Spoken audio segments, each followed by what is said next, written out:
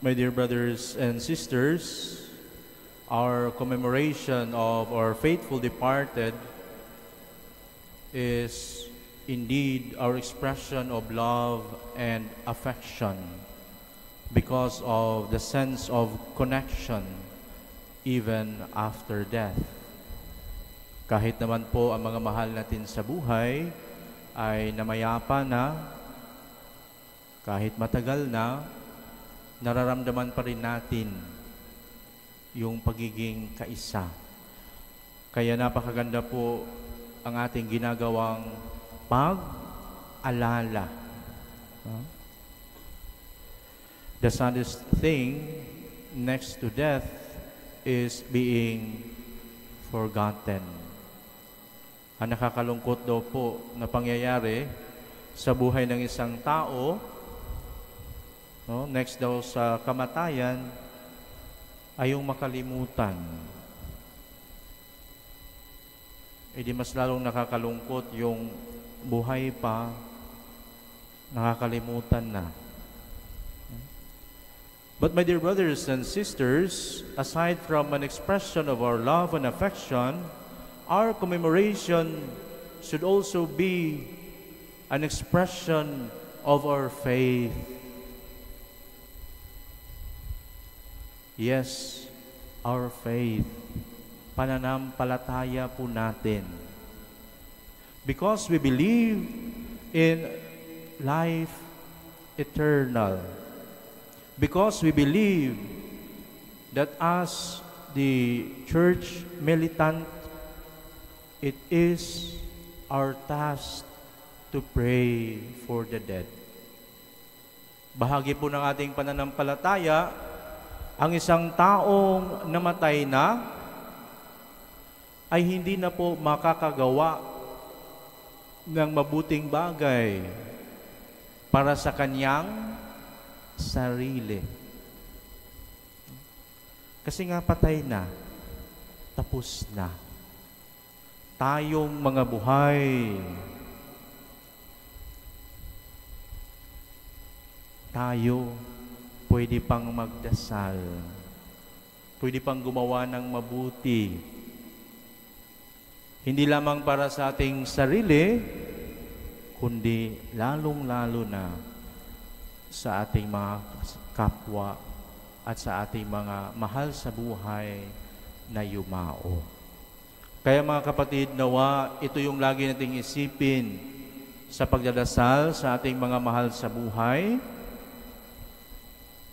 pagbisita sa mga puntod, na ito ay bahagi ng ating pananampalataya.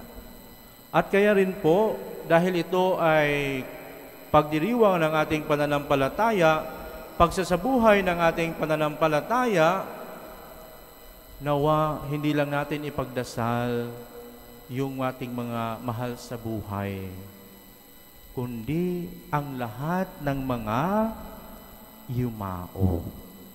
Lalo't higit yung mga wala nang nakakaalala sa kanila. It is a moment for us to exercise our faith. Kaso nga lang minsan natatabunan ng ibang mga gawain, natatabunan ng ibang pag-iisip. Kaya ngayon po, let us remind ourselves that as Christians, it is part of our faith to pray for our beloved dead. It is a celebration of our love, celebration of our faith, and finally, a celebration of our hope. Hindi naman po tayo magdadasal, hindi naman po tayo magdidiwang, hindi naman po tayo mag-aalala kung hindi tayo umaasa sa buhay na walang hanggan. Binasa ko po yung Bull of Benediction of the Ordinary Jubilee Year by Pope Francis, titled Spes non confundit, or Hope does not disappoint. Sa salita po natin, pag-asang hindi paasa. Pag-asang hindi paasa dahil mayroong pinaghuhugutan. The first anchor of this hope is the love of Jesus Christ, which our second reading narrates for us. Tayo ay umaasa sa buhay na walang hanggan dahil ito ay bigay sa atin ng ating Panginoong Jesus. Second anchor, our responsorial psalm. The Lord is kind and merciful. Sabi sa gospel, do not let your hearts be troubled. Huwag kayong matakot. Pero madami sa atin takot, nababahala. Alalahanin niyo lang po, the Lord is kind and merciful.